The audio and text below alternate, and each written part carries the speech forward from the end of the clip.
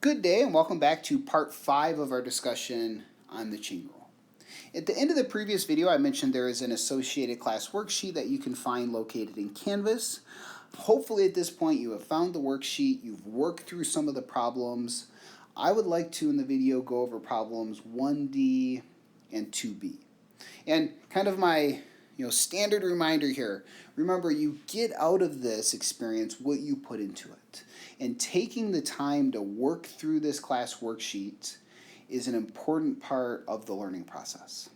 And of course, if you have any questions, you can see those full solutions on Canvas, and you can always drop me an email or stop by office hours. So in problem 1, we're asked simply to just differentiate a bunch of functions. Specifically in 1D, we have cosine of 5x squared over x plus 4 to the 4th.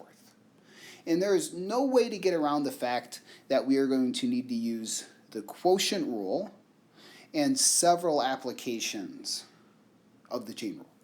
And what I recommend doing is just kind of first writing out what the quotient rule tells us, leaving us two hopefully simpler derivatives, and then taking each one of those individually.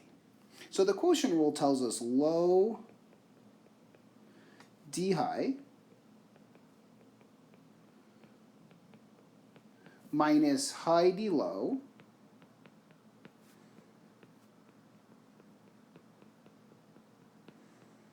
all divided by that bottom squared. And if you square a 4th power, it becomes an 8th power. And immediately we see that both of these resulting derivatives are compositions, and they require us to use the chain rule. So working from left to right, the first derivative, we have an outside function of cosine, an inside function of 5x squared. So we differentiate the outside function minus sine, we evaluate it at the inside function, and then multiply by its derivative. Continuing on, the next derivative we encounter again is a chain rule. You have x plus 4, an inside function, being raised to a 4th power. So kind of this generalized power rule. We differentiate the outside function. We substitute in the inside function, and we multiply by its derivative. And this is all divided by x plus 4 to the 8th. And as usual, I'll note there's quite a bit of algebraic manipulation or simplification that can be done here, but I am 100% okay leaving it exactly in this form because we can see how you've used the quotient rule and how you've taken those two individual derivatives.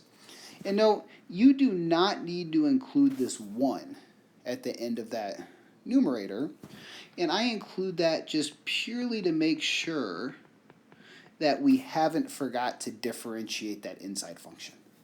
If you had forgotten to differentiate the inside function and you just didn't write anything, your answer would have been correct, but it would have just been a lucky coincidence.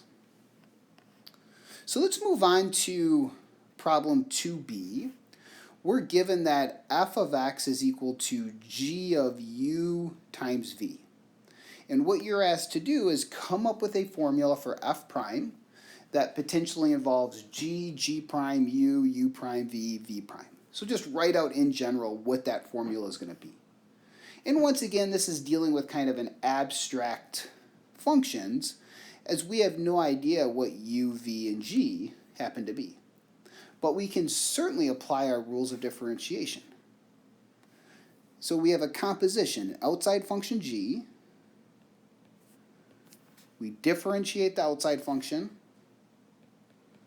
evaluate it at the inside function, and by the chain rule, we multiply by the derivative of that inside function.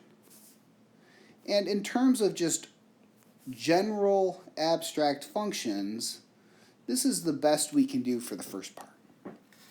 But with this remaining derivative, we can most definitely apply the product rule.